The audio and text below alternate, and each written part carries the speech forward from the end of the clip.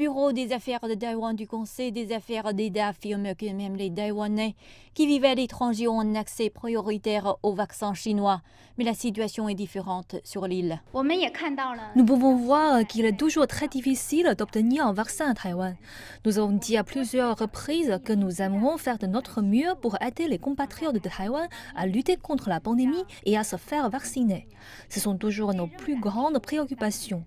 Nous espérons que l'administration du Parti démocrate progressiste cessera de placer la politique au-dessus de la science et donnera la priorité aux intérêts des compatriotes taïwanais en protégeant leur bien-être et leur santé par des actions concrètes. Madame Zhu a déclaré que de nombreux programmes d'échange de jeunes à travers le détroit de Taïwan avaient eu lieu cet été. Et le volume des échanges entre la partie continentale et Taïwan a augmenté de plus de 30% cette année.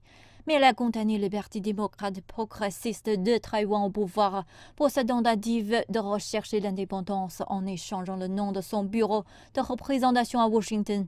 Taïwan serait en train d'essayer de changer le nom du bureau de représentation économique et culturelle de Taipei en bureau de représentation de Taïwan.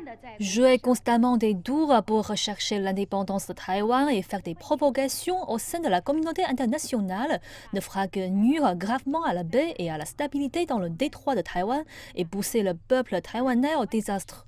Nous prévenons formellement l'administration du TPP que peu importe la façon dont elle entre en collusion avec les forces extérieures, elle ne pourra pas changer l'histoire et le fait que Taïwan fait partie de la Chine, et elle ne changera pas le cours historique de l'unification du pays. Il est rapporté que l'administration Biden envisage sérieusement la demande de changement de nom.